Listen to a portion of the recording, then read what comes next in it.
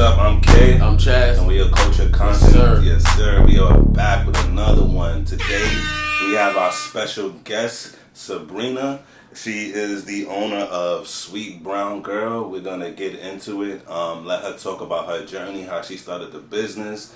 And, you know, we just going to have some fun with it. So, we going to give you a glimpse. I ain't tell you what her company was, but y'all in for a treat because I don't know who don't like a business like yours, you know. And if you don't, you know, it's okay, you know. But you know, I'm definitely interested in what we have to talk about today. So, without further ado, Sabrina, how you doing? Thank you for being on the show. We appreciate you for coming through. You know, on time. I was late. But we're not going to get into that. Life be lifing. Technical difficulties. You know how it goes. Like, nothing is ever perfect, but we here. So, yeah. Tell us about yourself. Just how you doing today? How you feeling good? Like, I'm feeling really good. And thank you for the opportunity to be here. Oh, man. Don't do that to us. Don't do that. You're the guest today. All right? You're the star of the show. You are the star. I start the show. There you go. Okay. I told him not to run that damn lawnmower. Oh, that's not him. My bad. Hold on. Wasn't him. My bad. It wasn't him. My bad, Greg. Somebody else is doing that. So if you hear the lawnmower in the background, sorry. My apologies. But yeah. So sorry to interrupt you again. Tell us. No, we literally just had the conversation outside the window while you were outside, and I was talking to my neighbor. Your man's over there doing his thing. They got the whole neighbors. Oh my gosh, you gotta love them. If it's Ryan, though, it's cool. It's cool. But sorry, I digress. Life be life. Life be life, right? Because I know they can hear it in the background because the mic is that good. But sorry, tell us how you feeling today. You said you're feeling good. I'm feeling great. Yeah, tell us about your business, the name and everything, how you started, and we'll take it from there. Mm-hmm. Got you. So, Sabrina, the owner of Sweet Brown Girl Adventures. I host chartered bus tours to wineries. I've since expanded that to cideries, meaderies, breweries, as well as distilleries. And I also host private wine tastings or collaborate with restaurants, cigar lounges, and bring wineries into them. Okay. So nice. kind of wineries. Mixed bag. That's what's up, man. For sure. And then real quick, before you became the wine company, you were a blog at first? Yes. So the thought was life was transitioning for me. Okay. And I was discovering new things. I started skiing, camping, hiking, biking, as well as going to estate wineries. And so I was going to blog about all of those things. So in January 2022, for Martin Luther King weekend, my significant other and he and I went to Erie for 3 days. And I planned out this really extensive itinerary. We went to winery after winery after winery. Came home, blogged about it. Then I shared with people what I did. They were like, "You did what? You went where? You should have a wine trip." In May 2022, I hosted my first wine trip. Okay, nice. And it was I wasn't planning on doing that, but okay, I'll ride with it. And then the tours were born. Okay. And since 2022, I did one in May. I did another one in October. 2023, I did 2 more, and now we're in 2024. The goal is to move from 2 to 3. Okay, nice. Yeah, small wins matter. You know what I mean? Very small. A win is a win. You know, people try to let me go for 10 or you know. Oh no! Go for the whole trip thing. Yeah, sometimes no. Little small wins count and add up all the time. So that's great, and then it helps you build consistency over time to help you, get your brand out there, more awareness. You know, people start talking about how they had a good time on the wine tasting tour. So I love that. So basically, you described how you walked into your purpose. But I did read about on your website a sangria story. Sangria. However you want to say it to my people out there. Can you tell us more about that story?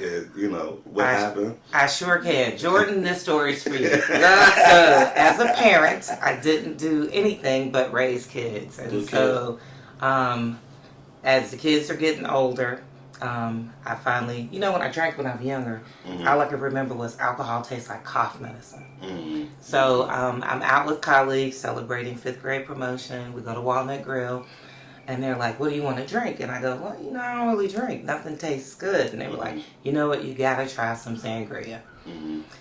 Oh, it was love at first taste.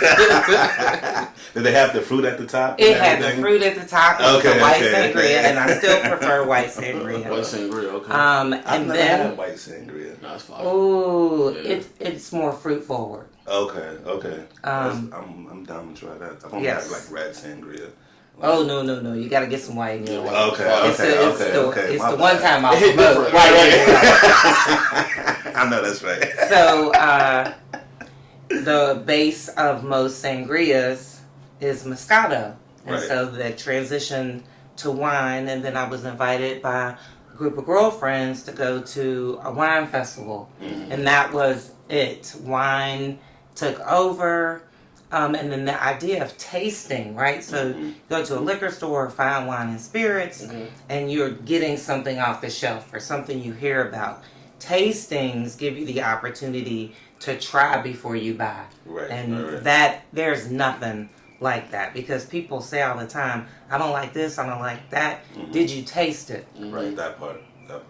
Yeah, I love going to wine tastings. I may not always buy a bottle of wine, but I love the experience. The experience is something that you can't really, even put words to. You know what I mean? Like the fact that you be able to taste a lot of wines and you know what you pick and this, that, and the third. When you go to a wine store, you go to a liquor store, it's like, all right, well, I gotta buy this wine because I'm used to it. If you go to a winery or anything like that, you like, okay, you can have a different palate for different things. So that's what's up, man. Yeah, and so speaking of palates, mine is transition. So when I started Sweet Brown Girl Adventures, my preference was sweet wine, Sweet Brown Girl. And I still, if I'm drinking, I still prefer sweet wine. But what I've discovered with all this tasting is it's kind of situational. So if I'm having dinner, I don't want my wine to overpower my food, because food influences the taste of wine. And so I want something less sweet. And so I have found myself moving to the drier side. Yeah, okay. So like when you eat a steak, I should have dry wine. Not dry. And so this is where preference comes in. So typically you do a red with steak. But I can't do super dry. For me, it tastes like I'm licking paint. Yeah, me so too. Something like a Malbec or a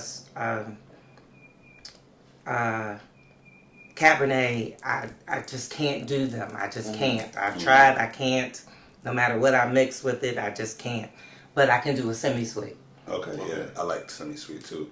It has to be a good balance between, for me. Like, I don't like too sweet. I like literally, like, if this is a spectrum from 1 to 10, I like a 5 or like a 6. 5 or 6 going more towards sweet. You know what I mean? Like, but that's my niche. I could even do a 4. You know what I'm saying? That balance right in between. Yeah, that 4, 5, 6. So it all depends on there. Now. If you pull out some a Hershey Kiss or some chocolate, all of a sudden I could go to a 1 or a 2. And so now what I've learned, is to introduce it with the right food. Got it. Yeah, that's a whole nother story, and I'm sure you could dive into that. We won't go all the way there, but now when I've transitioned into doing private tastings, and I curate a collection after talking with the person about what they enjoy and what they like, I try to push them past, and so then you have to make sure you have the right food. Okay. And I want to bring it back real quick, because we were talking about sangria briefly, and then you told us off camera that, some sangria is mixed with liquor. Oh, yeah. So you should ask people what's in their sangria. Yeah, I always thought it was wine. I never thought it was anything else but, that. So can you explain just briefly? So a traditional sangria is made with a wine base. Right. A white sangria, more Moscato, red sangria, semi-sweet or red. However, people then start to include alcohol to kind of punch it up, and I have wow. I have seen some recipes or have asked for recipes where alcohol is wine is just one of the alcohols that they put in, that it could be more liquor forward. So before you try, you should ask, so what's in your sangria? Right, that part. Because it can be more than wine. And depending on, It'll be a rum punch. Word. Literally. Next thing you on your back pocket. Right? It could be, rum punch with wine, sangria. Yeah. Got you. Be careful out there. Gotta read those labels. Labels, exactly. Ingredients. That's the new thing. Read the ingredients. Ask your people what you put in your stuff. Right, 100%. So you spoke about different wines being tasted with like different foods and things like that. So I know you should drink certain wines in different times of the year. Would you like to tell us about how you pick seasonal wines, or which wine is the best to drink in the winter? And now we in the summer, what would be a good wine for the summer? Tell us about that. Well, rosé was kind of created for summer. Okay. It kind of mix and matches with everything. So say usually people do reds with steak or red meat and white with chicken. Rosé was designed to go with both. It's actually processed like red wine. They just stop it a little bit so it complements. He really is. Wow, my bad, y'all. I can't wait to see his lawn. Yeah, it better be A1, man. I tell one neighbor, make sure they don't throw the lawnmower on, and the other neighbor does it. Like, come on, bro. Like, I'm so sorry. And he got a whole truck out there, too. He got the you know what? Landscapers. Yes, they gonna have to quiet that down. I said put on mute. Yeah. We apologize. We apologize for that. So, when you get to holidays, and then we're in Pennsylvania, lots of fruit wine. Then you can move into like your apples or cranberries. And then a lot of wine you can heat. Really? Yes. And so they call it mulled. Okay, so wouldn't that take away because I know when you like heat up liquor, it takes away the essence of it. Like, how does that work? So it doesn't have direct contact with the heat source. So it's different. So when I heat my bottles of wine, I usually boil a bottle of water, and then I sit the wine in the bottle. Wine is temper sensitive. It will boil and it will also freeze. So be mindful of that when you should store it. But you just turn the heat source off because, like you said, I don't want to cook it. So I take the bottle, sit it in there for a few minutes, crack open, and then you get warm wine. So that'll be more for like the winter and. So, because I know like a lot of people like to have like warm cider and stuff like hot chocolate and stuff like that. So when you so not like hot wine, but warmed wine like tea or cider. Yeah, soothe your soul. Definitely soothe your soul. Definitely soothe your soul. Okay, so what's the opposite? Like, when you go to certain restaurants, they be like, "Oh, you order this wine," and then they say we can't open it until it gets to this temperature. Like, what's that about? Like, so temperature is as subjective. So generally the colder the wine, the sweeter it makes the wine. So if you've ever been to a tasting and then you get home, you're like, "Oh, I love that," and then you get home. And then you're like, that don't taste the same. Right. It's cold enough. Right. So red wine is typically stored at a higher temperature or room temperature, somewhere between 50 and 60. White wine between 30 and 40. But we know your refrigerator is much colder than that. And so what I do, because I've learned my preference, and it's always about drink what you like, I will store wine in the wine fridge where I wanted it temperature control, but because my significant other prefers his colder, I will, once we decide what we're drinking, I put it in the regular refrigerator. And then he usually drinks his out of a thermal stimulus. And then I put mine like those. Right. With the logo. Yeah, make sure you get you one. Make sure you get you one. We're going to talk about pretty that soon later. they'll be on the website. Right. But I always put mine in glass because I want mine to warm up. I understand the temperature that I prefer something at, and I like mine warmer. So we can drink at the same time, but then we can both have it at the temperature that we prefer. Yeah, both preferences. That's And nice. temperature does make a difference. So if you find yourself at one point you liked it, try it at different temperatures, try it with different foods.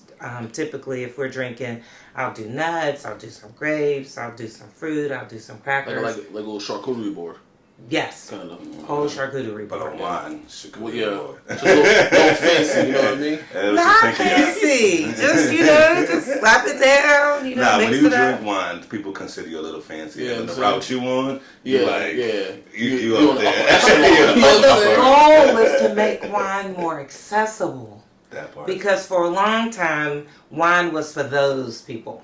Gotcha. No, wine is for everybody for any time. And now even Barefoot's partnering with the NFL. Yeah. It's like, yes, you can drink wine during a football game. You can drink wine in the morning. We call those famosas. You can You drink said wine. famosa. Yeah, With a F. a fake mosa. So if it's not with champagne, it's a faux. Oh, okay, phony. Yeah, Got funny. you.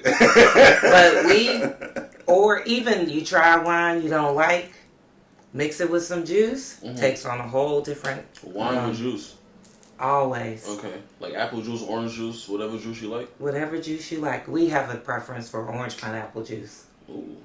And we keep it in the fridge at all time. I'll buy a bottle of semi-sweet white, and I'm like, ooh, yeah, I didn't enjoy that. And then I'll partner it with some juice, and it's like, Just hitting a little okay, bit. Yeah. change the flavor. Yeah, you definitely making wine a little bit more exciting. Yeah, for me. I'm trying to see what's going Everything on. about wine is exciting because it goes with everything. That's right, It's okay. not supposed to be bougie. Okay. When I think of wine, I think of like as when I was younger. Obviously, I'm older now, so like I like wine a little bit better. But like when I'm thinking of wine, when I was younger, you think of like malt liquor, like Mad Dog, and when people say those are wine, I'm like, no, that's not wine. That's bullshit. Like I don't know what that is. You know what I mean? So there's a continuum, right? And so there's levels to it. I suppose. right. Yeah. There's a friend of mine that's an actual sommelier, and she told me this, that there's a wine in every category that you can find enjoyment. So I don't particularly care for Barefoot, but I will still drink Stella Rosa. There's a box wine that I'll still drink, the Franzia. There's some local wines that are not so expensive. And then there are some really expensive wines that I've come to enjoy. And I save those for intimate friends, special occasions. But wine is kind of my drink of preference, although I drink just about everything. Do you know what the most expensive bottle of wine is? Ooh, I do not. And they can be very expensive. So think about like liquor. When you think about bourbon and the fact that they age it, that similar process happens with wine. And so wine can be upwards. And there are people who collect and they hundreds and hundreds and hundreds.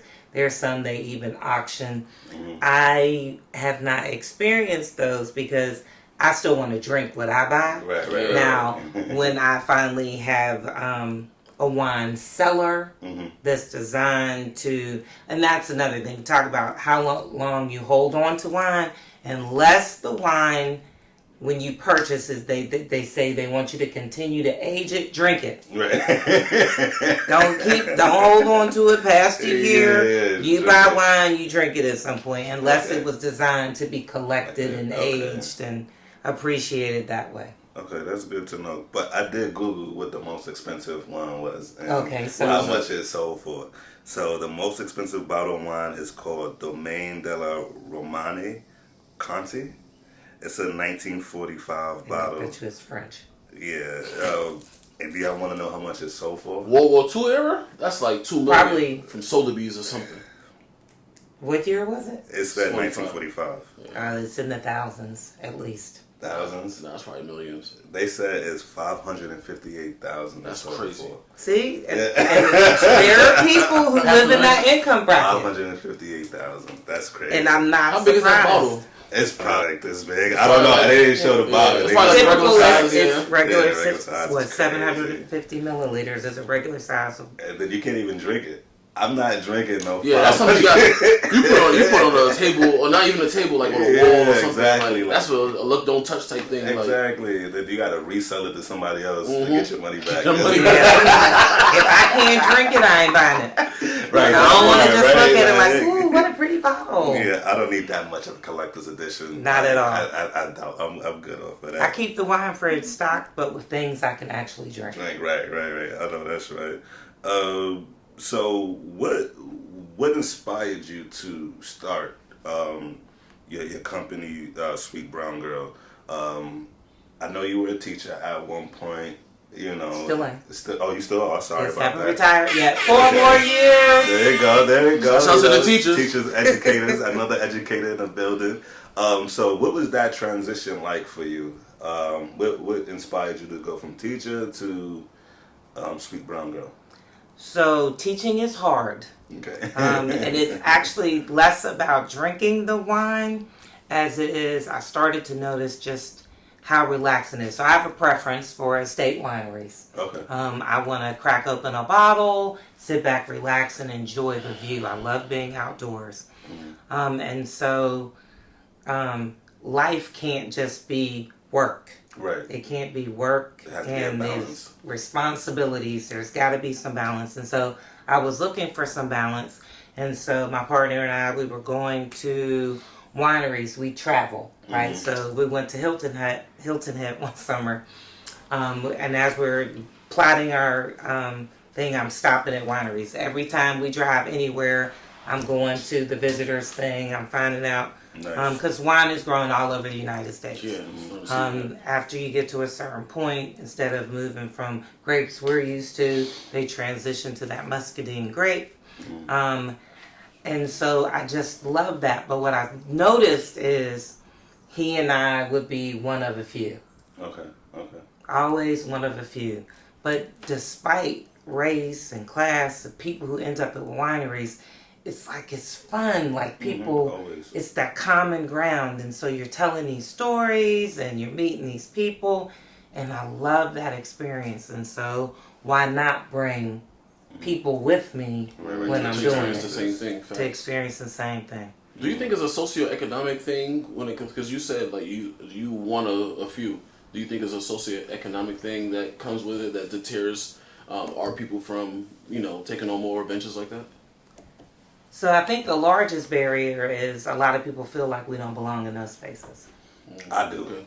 I'm everywhere. I mean, I belong there. Yeah, that's what I'm saying. Like, I don't go to the places I'm not invited, but I belong at the winery. Yeah. Well, I belong everywhere because people are like, you camp and you camp with other people that don't look like you. Yeah. And I know they got my back if I'm out in the middle of the woods, right? We ride together, we die together. Exactly. And we've actually been camping a couple of times, and they've had to step in. They're allies, and so they handle that business for us. So we don't have anything to worry about. But people were like, "Oh, you go to?" Yes, we go to wineries. Mm-hmm. And they want us to come to wineries because money spends. Right. That's right. Money's green, man. And wine doesn't have to necessarily be expensive. So it shouldn't necessarily be a socioeconomic thing, because while I prefer estate wineries, so I'm traveling half hour, 45 minutes, we got 1 billion wineries in the city. As a matter of fact, the state of Pennsylvania has moved from the 5th largest wine producing state in the country to number 4. There are almost 400 wineries just in the state of Pennsylvania. In Ohio and New York, New York's 3. And Ohio 6. So we have access here.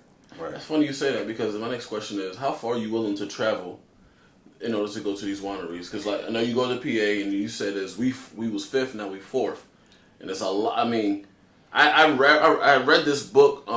It's like a pamphlet of how many different wineries is in Pennsylvania, and I think it's like. You said over 400, right? It's almost 400. But in the south, we are in the southwest region of Pennsylvania. I think it's about 96. Yes, so like within an hour of us, are anywhere from 75 to 100 wineries. Yeah. And so my goal is to visit as many as possible. And then there's so many of them, they have them divided into wine trails. And so we're in the Southwest, so there's the Southwest Passage. But then there's a wine trail by State College, which I've done. There's a wine trail up by Erie. There literally is a street in Erie. Like, think about Penn Avenue, right? Going down Penn Avenue, winery. Right. Looking to do that in October. Been to Erie 3 times because the soil. So if you look at, they call it, New York, it's the Finger Lakes. So all around Lake Erie is wine growing. When you are in Erie, you literally drive down the street and there are vineyards. You've heard of Welch's Grapes? Yeah. They literally, that's where they're headquartered. I was like, oh, wow, that's why there are grapes everywhere. So lots of farmers up there, if they're not producing their own wine, they're selling grape to Welch's. They're selling grapes. Like, you could buy wine in California and you'll notice on the bottle it'll say Erie-based. Because that's where they get their grapes from. Wow. I'm going to Erie tomorrow. I'm going to see what you're talking about. So what else again? But Erie is just the Pennsylvania part. There's also the Ohio part and then the New York part. Right. And so it's Detroit just... and everything up there too, right? That's not Detroit connect to... Yeah, so lots up in Michigan because you can go right over to Canada. But even the Canada, like Niagara, they talk Geneva on the lake. And then even from the other side of the lake, they're Canadian, and then so there you have your ice wine, which is just they harvest grapes when they're frozen, to produce ice wine, similar to it's thicker, sweeter, special occasion wine, not something you drink a whole lot of, similar to a port. So you're trying to hit all of those places. You're trying to hit Ohio, New York, everywhere. Absolutely. So we go to Youngstown regularly. I like to support a cidery up there, wine house, Dope, first African American cider house, female owned in Ohio. She's the only one in the country. So every year I'm taking people to her and experiencing the wineries in that area. Then of course I got to support local, which is this tour coming up July 13th. 10 tickets left. July 13th, go get your tickets. And so, even though it's local, the first winery we went to in Youngstown was an hour and 15 minutes away. The first winery we're going to for the local tour is an hour and 20 minutes away. It'll be Christian Clay. Okay.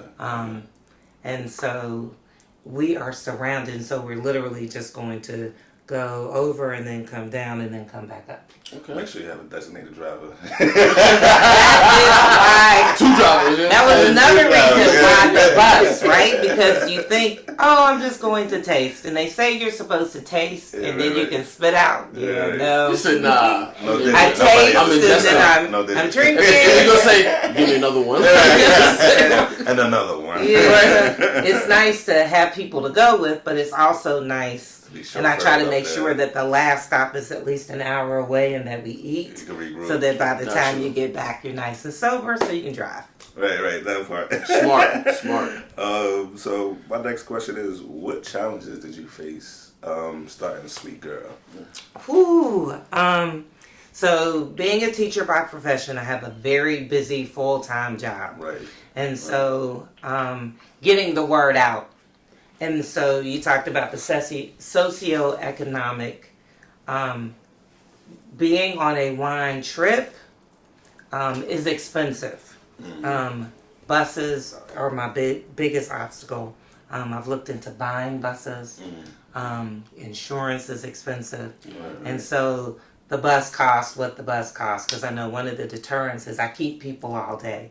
Well, if I'm going to ask you to spend that amount of money, I'm going to keep you the maximum amount of time. So we're usually a 13-hour trip. Oh, wow. Okay. So I'm wineries on the run. We getting as much in as we can. Because even if I did it from 10 to 6, it would still cost the same thing. Because the bus costs what the bus costs. Right, yeah, there's no negotiation. So you might as well get a whole bunch of, just hit everything. We doing as much as we can in one day. Right. Getting the most of our money. And so the biggest obstacle is the ticket price.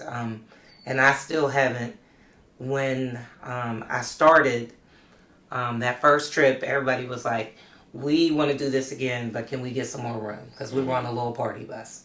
And so I got a bigger bus, but I was like, you got to help me fill it up. So they did. And so now you figure each trip averages anywhere from 165 to 200 with me making no profit. Wow. So you got to have that type of disposable income. Yeah. So are you really going on 3? And so I have to make sure that every experience is unique. Because who's coming on another one if I'm getting the same thing? Right, exactly. And so I continually scout. If we go back to the same place twice, it's going to be something completely different. And so I'm always trying to. So in April, our finale was at Dope. I had booked a mobile cigar lounge. I had booked a caterer, but they had a festival. So now what's next? So this time it'll be a wings and wine paired dinner, live podcast, DJ. So I got to keep it interesting. Keep it entertaining. Exactly. If you're coming back again, it can't be the same thing. Right. You got to switch it up. I see you looking over there. Yeah, making sure ready for the next question. Gotta be right. Don't be snooping over here. Like, I look over here. I'm like, you know what I'm saying? I'm trying to get ahead of the questions because I might just pick them at random. You never know what I'll be ready. As teachers, we gotta modify and adjust. I know. You ready for it though. You've been hitting it every question on the money, so don't worry what we got. But this is definitely a passion. Right. I love that for you. So you mentioned some of the difficulties, but how do you select the venues? Like when you go to a venue or a vineyard, what do you say that, all right, this is a good experience for me, and then that's a good experience for other people would enjoy? Like what's your discernment with picking and choosing a good vineyard?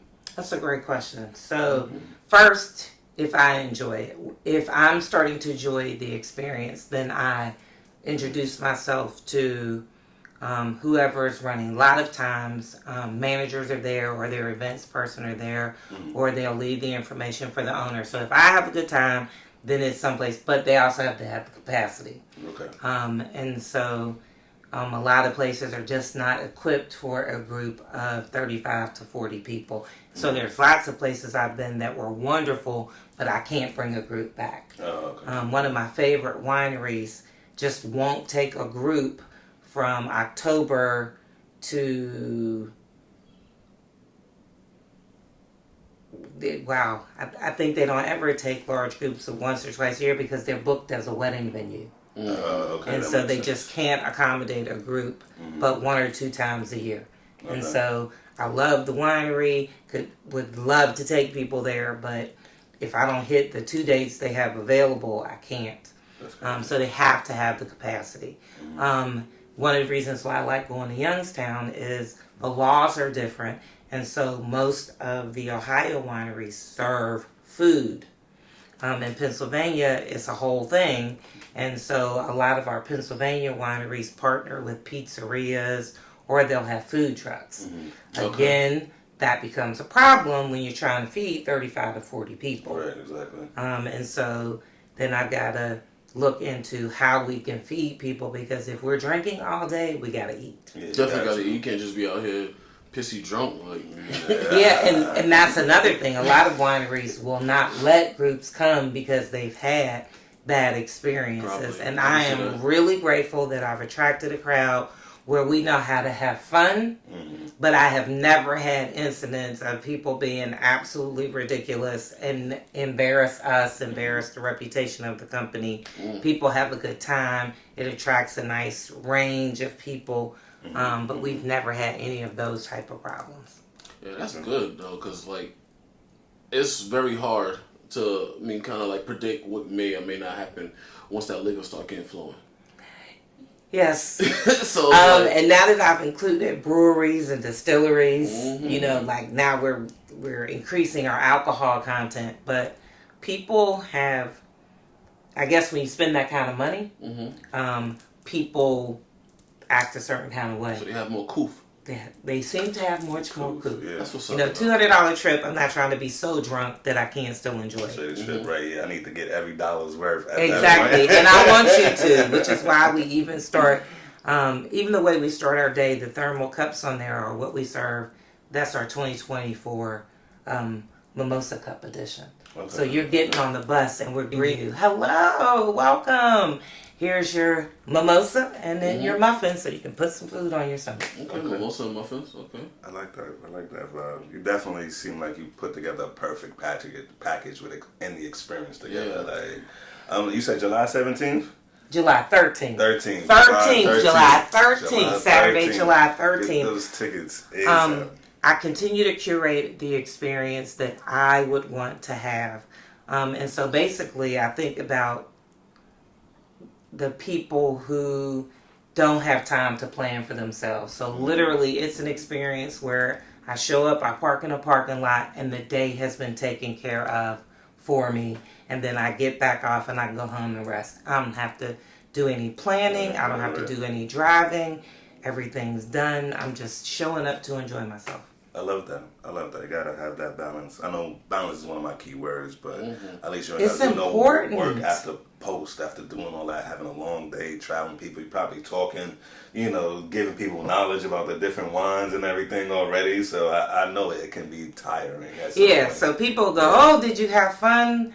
Well, I was working the whole day. Right, that part. But I have gotten it down to a science now, so I'm able to enjoy much more of it because I'm able to anticipate some of the possible mishaps along the way. And I don't ever have any, but like winery might be short-staffed or the lines might be too long at the food truck. And so we just continue to modify and adjust that teacher background. Okay. I'm going to look this way so I'm not looking at what are some common misconceptions people have about wine tasting? That they're stuffy and boring, or that you're going to be obligated to drink something that you don't like. And so in the traditional method of wine tasting, you go through the process and then you taste it, and then if you don't enjoy it, you can spit it out. No pity. Or that it... Sorry. I know, I have a hard time leaving out all of it. Alright, sorry. I was trying to be real professional, but I let you slide with one earlier. One of y'all said something crazy, and I was trying to be professional too. I just kept a straight face. I had the dead ass face as I was talking. One of y'all said something crazy. One of us? One of y'all, I forget which one. It was him. I plead the fifth. I don't know what happened. I don't know. It was in the first 15 minutes. Like, make sure y'all check that out. You pointed out. I know. We'll go back and watch this and be like, I can't believe I really want to say, hey, yo. If you ever come on culture content, it's going to be live and it's going to happen real time and there's no editing. It is what it is. That's right, yeah. Life is definitely life. Right. We got to have fun with you know what I mean? And this has been fun. Yeah. And I'm transparent. My poor parents and students are going to be like, wait, is that Miss Stevens? Having fun. Yes, it is. On culture content, yes, she has different versions of her. Like, get to know them all. So, what do you believe makes with the wine tasting experience memorable for you and for your customers?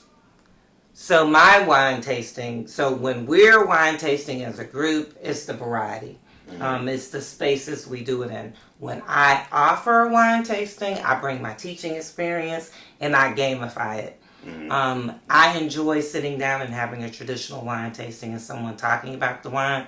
But I just hosted one at a golf retreat I was at, and we play games. And so I'm not just sitting and talking to you about the wine. We're doing wine trivia. We are doing an aroma game. We are competing. We are laughing. And we are also tasting wine and talking about, because there is actually formal wine processes like those 7 S's. What do you see? What do you smell? You swirl, you sip, you savor, and all of that. But that comes secondary to wanting to learn the language of wine and learning how to actually appreciate wine. I talked earlier about I can drink sweet wine, but if I want to expand my palate, then that's when I actually implore those steps so that I can appreciate it and slow it down and savor it and make sure I have a full mouth experience and that I've sold it, because wine is a sensory experience. And so, we see people, putting their nose in it. Like, they actually encourage you to put your whole nose in it, because once the smell is released from the glass, it starts to dissipate. So get your nose. It's your glass of wine. Get your nose in it. Yeah. And take it all in. I love like smelling it and trying to guess the fruit that's in it. Ooh, yeah. I have a fruit game. Yeah, okay.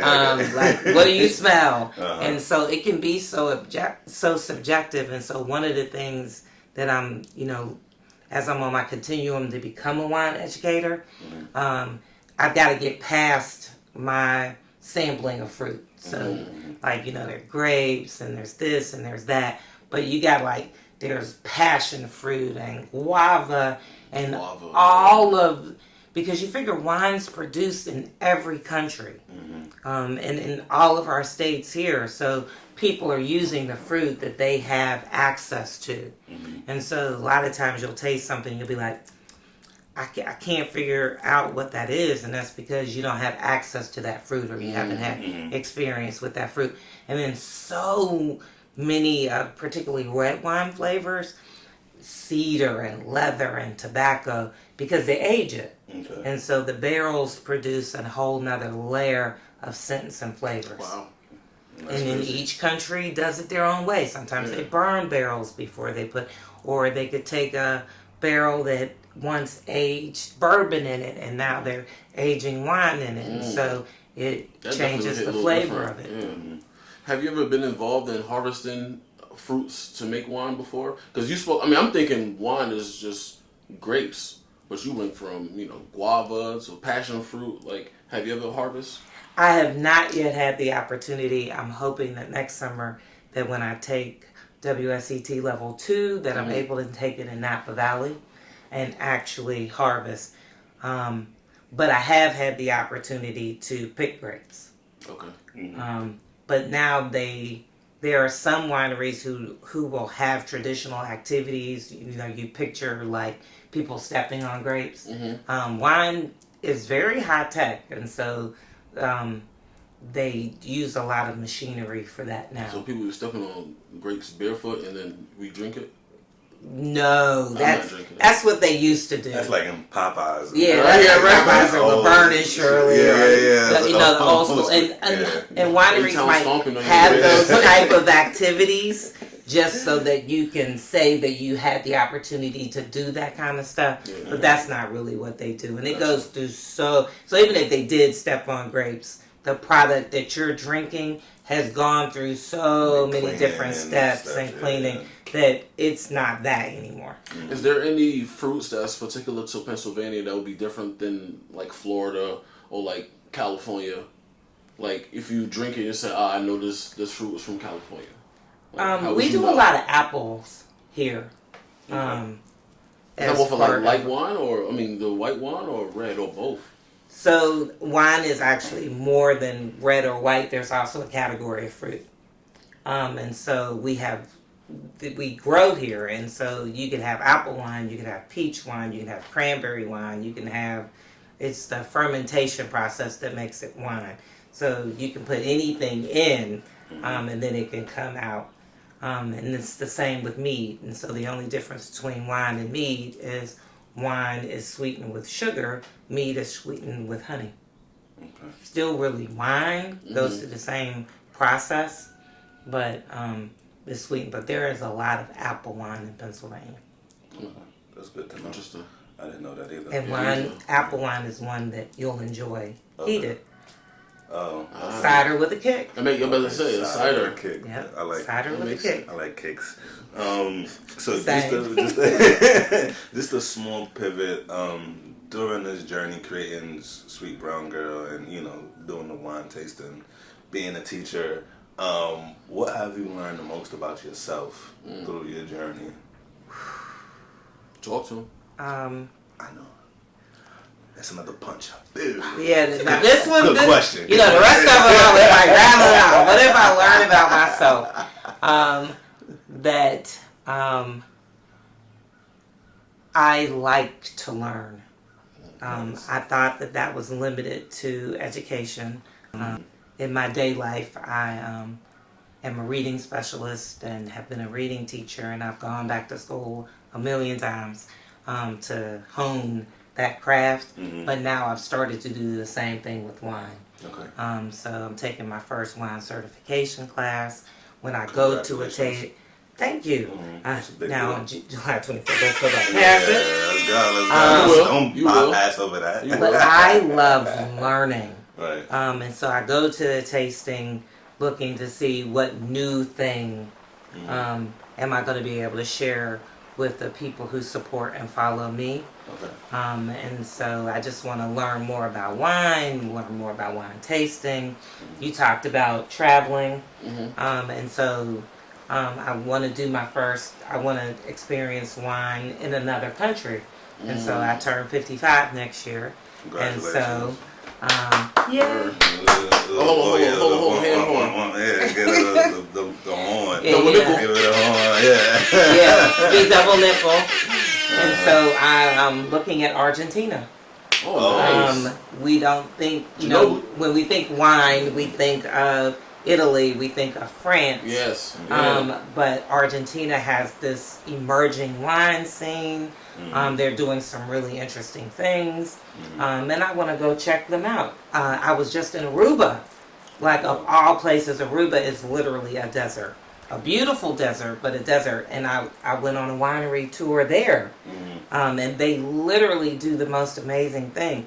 They graft French grapes with California roots to get it to grow and to be sustainable in Aruba. So people are just doing some amazing things. And so while I am beginning to master our region, and of course I need to get to California. Still haven't done Napa. Just getting there, just building it up. But I've been to Argentina, and I think you like it. It reminds me of New York a little bit. You said that before. I definitely want to check it out. You definitely said that before. It gives me like downtown Fifth Avenue vibes. Like there's millions and millions of people out there, and like they really good for like, you know, their beef, cow, you know, steaks and everything like that. The beers is good. The wine is good. So what part is like Harlem? Would Villa Blanca be like Harlem? Nah, like so. I don't remember like the area, but I remember like my hotel was like blocks away from the Ground Zero that's out there, which is just basically a monument, you know what I mean, that they have out there. But it's super busy and crowded and like, yeah, you're gonna love it. Yeah, you're gonna love it. I can't wait. Beautiful city, like. And I'll keep you posted about it. Yeah, I will move. We got to do a follow-up episode. You know what I mean? Once you go, we should have one before then. But you know, we like to build long-lasting relationships with our guests. So even if you know something else happens, tell us. You know, we can bring you back. But definitely, once you go to Argentina, let's share that experience with the world and let people know how that was for you. So that'll be dope. So we gonna wrap it up a little bit. I got one more question, and then we can get into the other stuff. The surprise. The surprise. Yeah. So top 3 vineyards that people should go to. Locally, This'll wait. It's probably one of the first vineyards I went to in the area. Family owned. He took their farm, and he didn't want to be a farmer, and transitioned to grapes. Great family, lovely people. Bellaterra. It's like by Great White Well. They're the winery that will only let a group come once or twice a year because they're both. I mean, it is the most gorgeous place. And then I gotta talk about dope. It is not PA, but it is close. It's Youngstown, female owned, African American owned. We want to show her some love and support. She's only right outside of our space. Yeah, Youngstown, Ohio. It's not like 2-3 hours. It's like an hour, 15 minutes. A little over an hour because you hit the turnpike and boom, you're there. It's right there. My bad. My geography. Cam was out there, Youngstown, Cleveland, and Cincinnati. Oh, yeah. I'm from Cincinnati. Oh, yeah. Yeah, it's 4.5 hours. Black Wine Fest in February, yes. Okay. I don't think I've ever been in Cincinnati. Ooh, you're missing it. Yeah, I gotta put that on my bucket list. Well, hopefully we get there next February for Black Wine Fest 2025. I had the opportunity to go this year, make a bus work. But imagine walking into a room about wine, and we're in every aspect. Right, I love that. We're participating, but we're producing, as well as there. the DJ. And so it was definitely culture filled with lots of content. And I mean, all of a sudden you think of wine and you think of a specific kind of person, right? You know, bougier. And then all of a sudden you hear swag surf. And then no one's in line. Everybody's like, it was like, hold up, what just happened? Right. You gotta love our people. Or like Tamia line dance. And it's like, and so, while you're talking about culture, there are so much diversity. The industry is really, really shifting. Wine used to be for those people doing these things, and now there are lots of organizations out there doing great work, trying to blend our particular culture with the industry. I talked about my wine education class. So I cannot be remiss and not talk about Roots Fund. So I'm a Roots Fund scholar. Okay. It's an organization committed to diversifying the wine industry. And so they are helping to support me financially, but not just financially, but to help me to learn more, to make the right connections, and to build in this industry. And there's lots of other organizations dedicated to doing the same work. Because wine is not just about one culture, it's about many cultures coming together and celebrating over this wonderful beverage that we have the opportunity to experience. Okay. I love that.